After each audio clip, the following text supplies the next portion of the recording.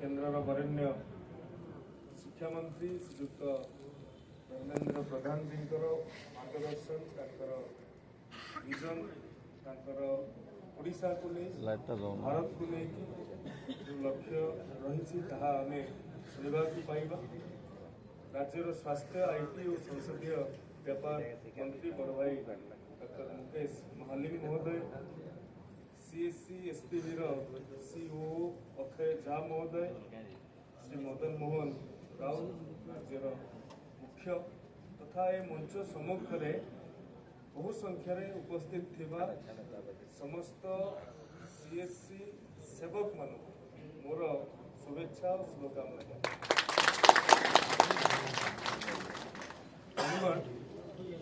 आज दिन में डिजिटल ही एकमात्र डिजिटल ही जोटा G2C बा B2C गवर्नमेंट टू सिटीजनशिप हो पारे कि बिजनेस टू सिटीजनशिप हो पारे यार माध्यमटा यार सेतुटा होची या संबंधटा होची डिजिटल एवं ये डिजिटल सेवा को पहाड़ ऊपर हो कि घंच जंगल भितर थिबा गोटे पंचायत रे पहुंचाइबार आपण माने जो व्यवस्था करिसंती एवं निज देह को नहीं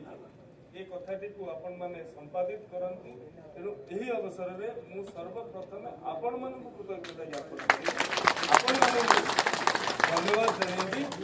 जे सरकार समस्त योजना को लोकंकर घर पाखरे पहुंचाइबा। आमे आज्ञा गुड गवर्नेंस रो कथा कहूछु, गवर्नेंस एट डोरस्टेप रो कथा कहूछु, किंतु ताहाकू वास्तव रे रूपांतरित करूछंती आपण माने चाहिछंती बोली, आपण माने जानिछंती बोली,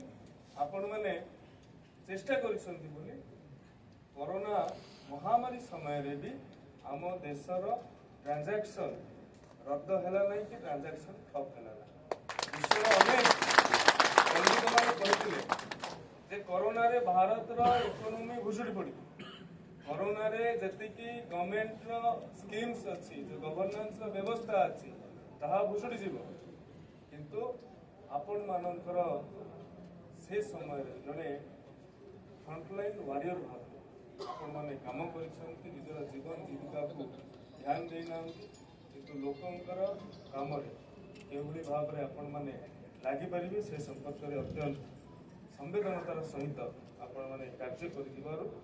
आज दुई तीनोटी कथा निश्चित भाव रे हम समस्त को स्पर्श करिछि एवं राज्यर उच्च शिक्षा विभाग दायित्व थिबा दृष्टि आज दिन में आम पाखरे पाखापाखि 800 सरकारी विश्वविद्यालय कहतु कि सरकारी महाविद्यालय कहतु कि अनुदान प्राप्त महाविद्यालय कहतु कि बीएड कॉलेज गुड़िक अच्छे पाखापाखि 800 संख्यार अच्छे। तेणु मु धन्यवाद देवी आपण मानक एवं धन्यवाद देवी अक्षय बाबू को एवं मदन मोहन बाबू को जे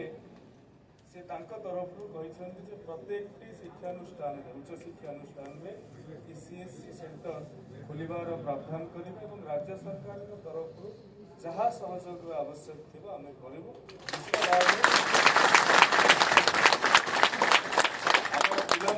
आज दिन में आपण मैंने जानी साम्स माध्यम से एडमिशन व्यवस्था करो जो स्कॉलरशिप व्यवस्था अच्छी से आपण मैंने सहयोग कर केवल से नुहे आज दिन में जो कलाकार भत्ता दि जाए संस्कृति विभाग जो कलाकार भत्ता दूसरी से कलाकार भत्ता को आम ए डिजिटालाइजेशन आपण बसिकी जापर से पंचायत रे केते लोक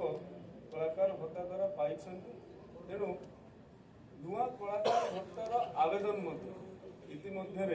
हेबाकू जाउछि एवं ताहाको हम ऑनलाइन करें संख्यार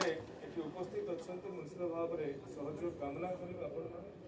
दुष्ट कलाकार अच्छा जो उपात दूरांत अंचल सीमांत अंचल आदिवासी अधुषित अंचल कलार सेठी भरपूर भंडार अच्छी किंतु सेमाने निजे आसिकी निजे कलाकार बोली दाबी करवा पक्षे बहुत समय संभवपर हुए ना तेणु आपन को टिके जो कहते एक्स्ट्रा इफर्ट एक्स्ट्रा पुश करने पड़ो से अंचल आपण मैंने जो अंचल सीएससी अच्छी से अंचल में कौन कलाकार वंचित न रुहतु कलाकार भत्ता पाइब ये मोर विशेष अनुरोध और ग्रामीण सीएससी रहा से निश्चित भाव में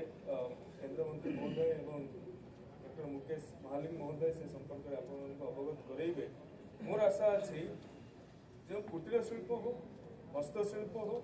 बा से अंचल उत्पाद होता विभिन्न सामग्री हो